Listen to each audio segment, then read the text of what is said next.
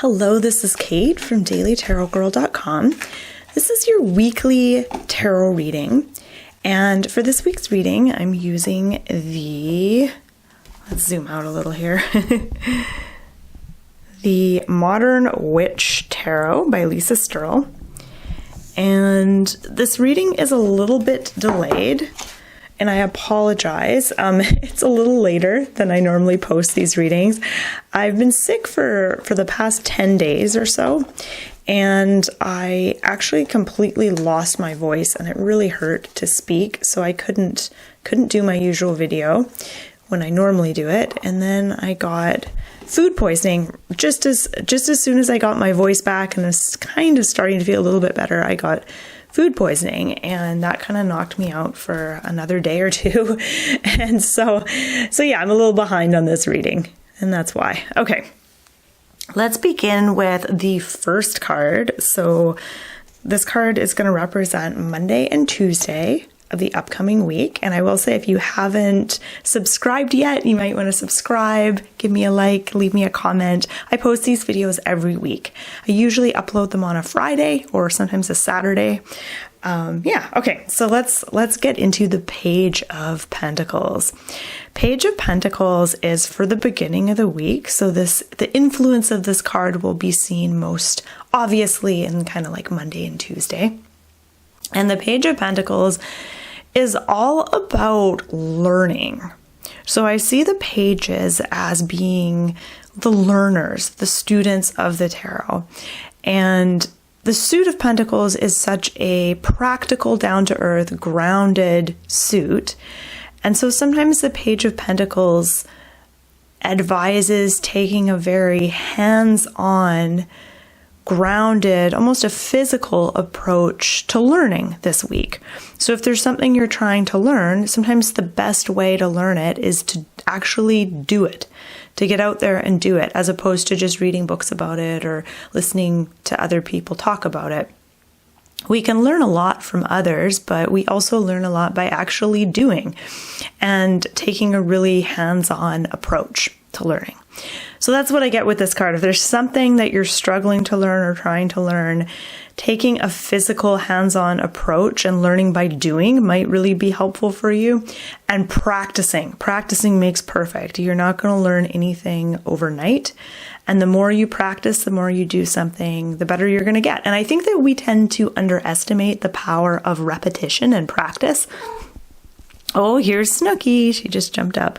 Snooky is my foster. Whoa. Snooky is my foster kitty. Hey, Snooks. And I've had her for about 3 weeks now, and I've absolutely fallen in love with her. I won't be adopting her. Look, she likes to bite. I won't be adopting her because I already have 2 cats, and that's not what fostering is about. But I've really fallen in love with her, and she's a really sweet cat. All right. Okay, so what was I saying about the Page of Pentacles? Where was I? Snooky made me lose my train of thought. About learning and stuff like that. The power of practicing and repetition can be really powerful. Okay, let's see if there's anything else I want to say about this card before I move on.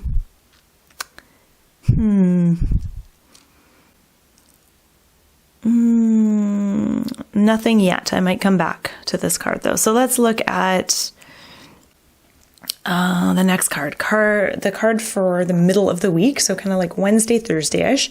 And here we have the Moon. All right. So the Moon is a major arcana card.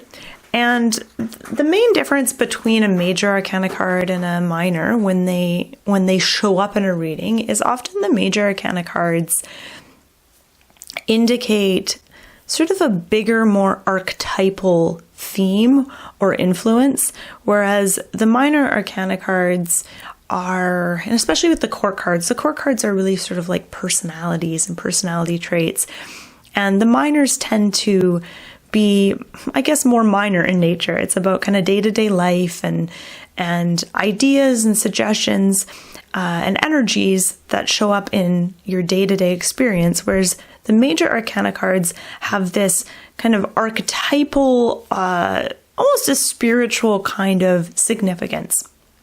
So with the moon is one of the most mysterious cards in the tarot.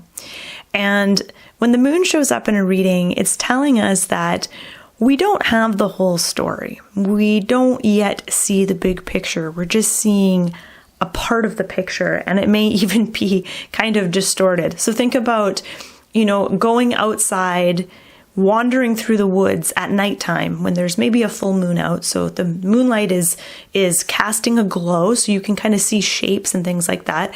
But there's going to be all kinds of weird shadows and distortions happening because you can't see things clearly like you would if it was broad daylight. And think about how that's kind of how we experience life in a way, right? We don't always have the whole story. We don't know everything. We don't always see the big picture. We don't always know where we're going. Sometimes we're kind of fumbling and stumbling, and we don't always have total perfect clarity and understanding and knowledge about things.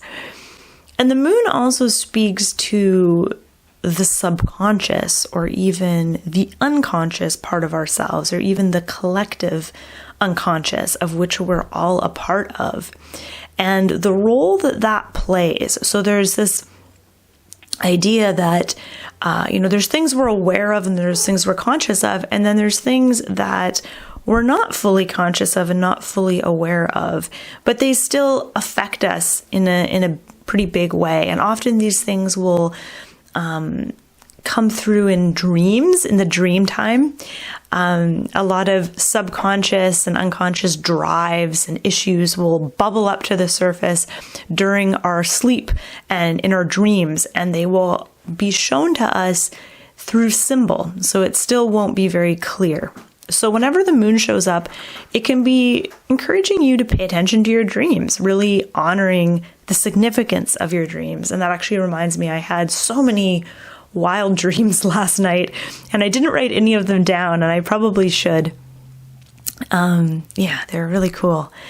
Actually, looking at this card reminds me of it, because there is this path leading into the woods, but on either side of the path, it was like it was a spit. So there was ocean on either side of the path, but this path led into the woods, and there was all these people, and everyone was celebrating, and everyone was carrying torches. And I was on rollerblades, and I felt so free and alive, and I was like rollerblading down this path. It was really powerful. Excuse me. So yeah, the moon is saying pay attention to your dreams. Now, a couple things I want to point out. Now, I know I'm kind of rambling about this card, but a few things I'm noticing. The masks are really interesting and a little bit creepy. I think it's interesting that the two women are naked, yet they're wearing masks. So there's this vulnerability, and also like they're totally naked. They're totally exposed, yet they're wearing masks. So it's like this weird balance between being vulnerable and showing who you are in a physical way, but yet wearing a mask. So hiding. So it's like exposing yet hiding. So a question I have for you this week: what are you wanting to reveal to others about yourself? What are you wanting to reveal or show? And what are you wanting to hide? What are you wanting to mask? And then another thing that stands out to me with this card is this creepy... Oh, Snooki, no. Sorry, that was Snooki rubbing her face on the microphone. So the other thing that really stands out to me is the creepy dark figure at the bottom, the shadow figure that is kind of looming up from the depths. And, there's so many symbols on this card. What do you think the shadowy figure at the bottom represents? Does it represent maybe an unconscious fear, your shadow side that you're not fully aware of, kind of coming up to the surface? What's going on here? I think the overall message with this card, though, is to recognize that we don't have the big picture, and to pay attention to your dreams. Maybe start a dream journal this week. Okay, let's look at the last card. So this is for the end of the week. So Friday, Saturday, Sunday. And here we have the Seven of Swords. Now, I was talking about authenticity. when I was talking about the moon and, revealing parts about yourself, but then hiding other parts. And the Seven of Swords, okay, no Snooks. Okay, hold on. I'm just going to put Snooky on my lap here because I think I know, girl. Oh, you're a good girl. Okay, good girl. The Seven of Swords, I often talk about authenticity when I talk about the Seven of Swords and truth and being honest, more so with yourself. So when the Seven of Swords comes up in a reading, it asks us, are we being honest with ourselves when it comes to what we want, what we say we want, where we're putting our energy? Are we being honest and true to ourselves? Because sometimes we tend to lie to ourselves or deceive ourselves. And sometimes I even find myself pursuing goals. And if I really think about it, I'm like, why am I doing this? Is this actually in alignment with what's important to me? Like, why do I think I need to do this? Why do I think I need to put my energy into this? Okay, so the Seven of Swords asks you, are you being honest with yourself about what you're wanting and where you're wanting to go? And if not, how can you be more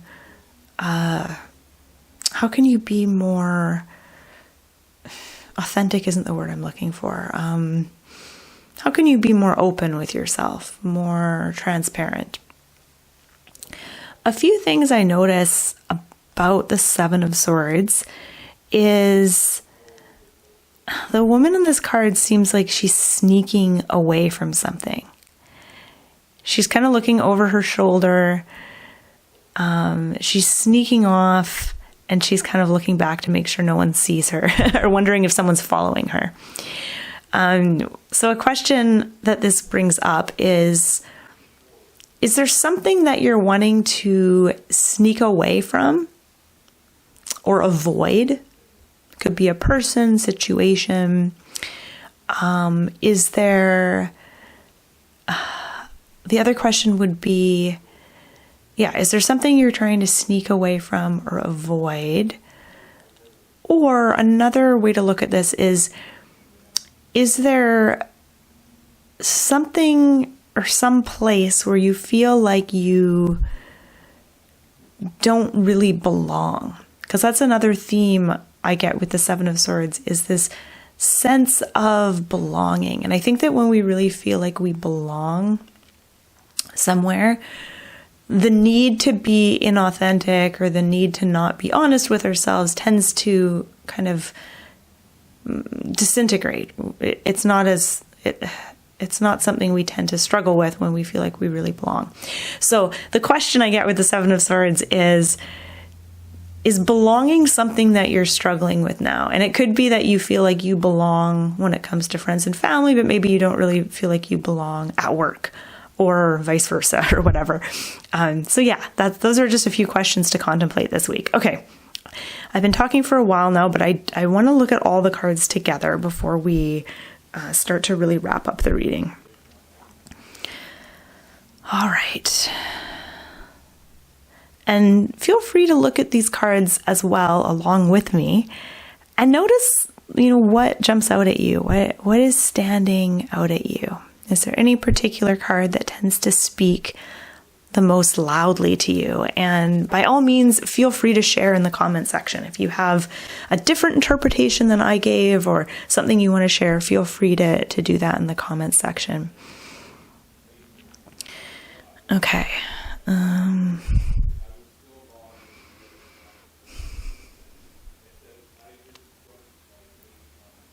So we start off the week, I feel like learning is a big theme this week, and learning in a very grounded, kind of physical way. And then we come to the moon, which what's interesting here is she's holding the pentacle in her hands, and then it's in the sky. So that pentacle and the moon are that's a repeating sort of symbol. It's very similar. Even the bottom of this card, the line here is and the coloring is very similar to the water, even though she's standing on ground. So the solid ground becomes water in the moon. And the pentacle that she's holding in her hands, that's a very real and tangible thing, becomes the moon, a planet in the sky, which you can't touch. So an interesting thing happens here. And then even this brown, I don't know what that's supposed to be, if it's supposed to be a river or just dirt, but it becomes kind of this path here in this card. And so the real tangible grounded vibe of the page gets transformed into the moon, which is not as grounded and not as solid, not as touchable. And I'm not sure what to make of that, to be honest, but it feels like there'll be things this week that will be easy to handle and feel very tangible, and then there will be things that will slip through our grasp that will be confusing to us. And sometimes we just have to be okay with not having all the answers and not being able to do everything all the time. I think that is what will bring us the most peace this week, is realizing that. And then with the Seven of Swords, I think the more honest we are with ourselves and the more true we are to ourselves, the easier it is to navigate the slipperiness of the moon and the confusion of the moon. So we might find ourselves feeling a little bit confused and perplexed by certain things this week. And the more we try to know, sometimes the less we know, the less we figure out, the more we try. That's kind of what I'm getting with the moon. Let's see, what else do I want to say? Okay, I think I've covered everything. I want to end on sort of a positive note. I think it's going to be an interesting week. Yeah, I think it's going to be an interesting week. I think there's going to be certain challenges that I've already kind of mentioned, and opportunities. I think the opportunity to explore your dream life and your subconscious is really fun. It's really powerful. The opportunity to be even more true to yourself. The opportunity to create a sense of belonging or to focus on fostering that. And the opportunity for learning. I think all of those are coming through really heavily. And here we have Snooki, who's come in to wish us well this week. Wish us a good week. So thank you so much for watching. If you want to learn more about tarot, please check out my website, dailytarotgirl.com. I'll put the link just below this video. And yeah, I hope that you have a wonderful, wonderful week. Thanks for watching.